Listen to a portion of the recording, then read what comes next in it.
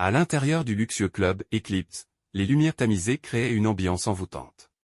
Sur la piste de danse, la musique battait au rythme des corps en mouvement.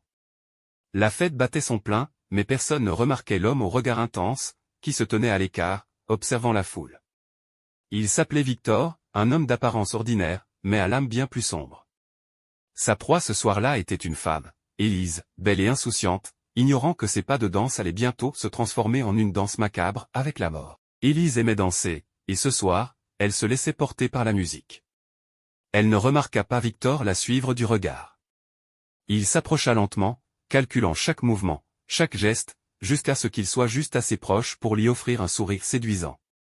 Elle répondit, sans savoir que derrière ce visage charmant se cachait un tueur méticuleux. Victor se glissa dans la danse comme un serpent, s'adaptant au rythme d'Élise, qui, attiré par son regard mystérieux, lui offrit une danse. Les mouvements de Victor étaient fluides, hypnotiques.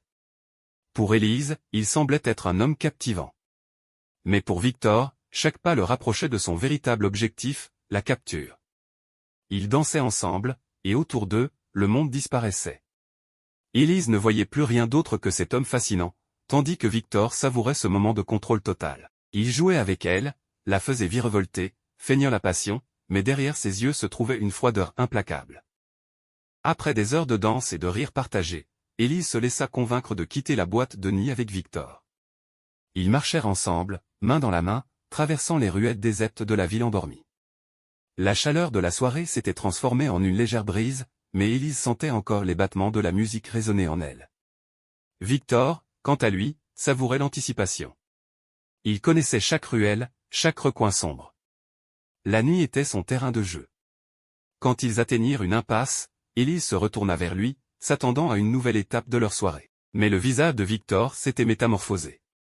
Le sourire avait disparu, remplacé par une expression glaciale, inhumaine. « Pourquoi t'arrêtes-tu » demanda Élise, légèrement inquiète. Victor fit un pas vers elle, et dans ses yeux, elle vit pour la première fois le vrai danger. Sans un mot, Victor attrapa Élise par le bras et la poussa violemment contre un mur. Elle se débattit, mais ses mouvements étaient inutiles face à sa force. Il savourait cette montée d'adrénaline, ce moment où la peur commençait à poindre dans les yeux de sa victime. « Que fais-tu » balbutia-t-elle. Mais Victor ne répondit pas. Pour lui, les mots étaient inutiles. C'était la danse qui comptait, la danse de la terreur. Elle se dégagea soudainement, courant dans la ruelle, son cœur battant à tout rompre. La nuit était silencieuse, et chaque pas résonnait dans l'obscurité. Victor la suivait, calmement, à quelques mètres derrière elle, comme s'il savait que sa fuite n'était qu'une étape dans leur macabre ballet. Élise courait, ses talons claquant contre le pavé, tandis que le souffle court de la panique la rattrapait. Ses pensées étaient confuses, et ses jambes fléchissaient sous l'effort. Elle se retourna plusieurs fois, espérant avoir distancé Victor, mais à chaque fois, elle le voyait marcher lentement derrière elle, implacable, tel un prédateur jouant avec sa proie. Il n'était jamais loin, et à chaque détour de rue, il la rattrapait un peu plus. Ce n'était plus une simple poursuite. C'était une danse terrifiante, une chorégraphie orchestrée par Victor, où chaque pas d'Élise la rapprochait de sa fin. Il jouait avec elle, savourant sa peur, la laissant croire qu'elle avait une chance de s'échapper avant de l'enfermer à nouveau dans sa toile. Elle finit par atteindre un vieux bâtiment abandonné et s'y engouffra, espérant trouver un refuge. L'obscurité à l'intérieur était totale, et son cœur battait si fort qu'elle avait l'impression qu'il allait exploser. Elle se cacha derrière un pilier, essayant de reprendre son souffle, tandis que ses yeux s'adaptaient à l'obscurité. Quelques minutes s'écoulèrent, et le silence la plongea dans l'illusion que peut-être, elle avait réussi à échapper à son bourreau. Mais soudain, elle entendit des pas lents, réguliers. Victor était là. Élise. Sa voix résonna dans l'obscurité, douce et terrifiante à la fois. « Je te vois. » Elle ne bougea pas, paralysée par la peur. Soudain, elle sentit une main froide sur son épaule. Elle hurla, se retournant pour lui faire face, mais Victor la poussa contre le mur, l'écrasant sous son poids. Son visage était à quelques centimètres du sien, son souffle glacial. « La danse est terminée » murmura-t-il, un sourire sinistre étirant ses lèvres. Mais alors qu'Élise croyait que tout était fini, un bruit inattendu retentit dans la rue. Des lumières de voitures s'approchèrent, illuminant brièvement l'intérieur de l'immeuble abandonné. Victor relâcha soudainement son emprise, sa concentration brisée par l'interruption. Profitant de cet instant de répit, Élise donna un coup violent dans l'entrejambe de Victor et se rua hors du bâtiment. Elle courut droit vers les phares de la voiture qui s'approchait, hurlant à l'aide. La voiture s'arrêta brusquement, et un homme en descendit, mais c'était trop tard.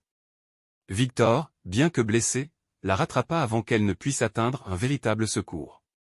Il la tira violemment en arrière dans les ombres, où ils étaient de nouveau seuls. La lutte finale fut brutale. Élise, déterminée à survivre, se débattit avec une rage désespérée, frappant, criant, griffant.